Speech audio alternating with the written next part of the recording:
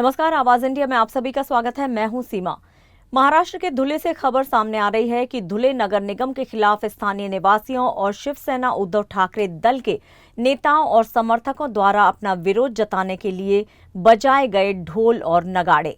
विरोध कर रहे लोगों का कहना है कि धुले नगर निगम औरंगजेब पद्धति से प्रॉपर्टी टैक्स को वसूल कर रही है और उनके इसी तरीके का विरोध करने के लिए शिवसेना ने ये तरीका अपनाया है।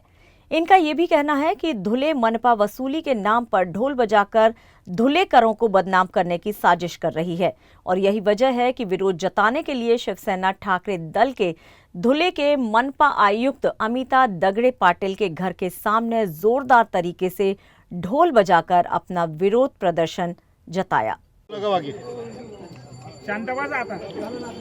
मधल्या काळामध्ये मालमत्ता कराची थकबाकी असल्यामुळे इथल्या आयुक्तांनी सामान्य नागरिकाच्या घरावर जाऊन ढोल बजाव आंदोलन केलं। मालमत्ता कराच्या वसुलीचे कायद्याने संविधानामध्ये वेगवेगळे नियम आहेत, वेगवेगळ्या कायदे कानून आहेत।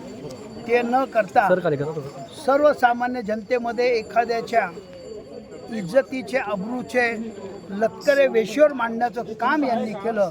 आज आम्ही इथे आलेलो आहोत की नागरिकांच्या घामाच्या पैशातून जो कर गोळा होतो त्याची उधळपट्टी आणि त्याच्यात फार मोठ्या प्रमाणावरचा भ्रष्टाचार या आयुक्तांनी व त्यांच्या आशीर्वादाने सर्व अधिकाऱ्यांनी केला आहे। आमची माहिती अशी आहे की काही ठिकाणी बोर न करता पाण्याच्या विंधन विहिरी बोर न करता साधारणतः 300 कोटी रुपयाचं बिल काढलेलं आहे आणि हे काम न करता काढणारा त्याच्या वसुलीसाठी शिवसेनेची ही सगळे पदाधिकारी, शिवसैनिक, सर्व महिला आघाडी, युवा सेना ही सगळी जनतेला बरोबर घेऊन या ठिकाणी आलेले आहेत आणि ढोल बजाव आंदोलन याच्यातून इशारा आम्ही देत आहोत।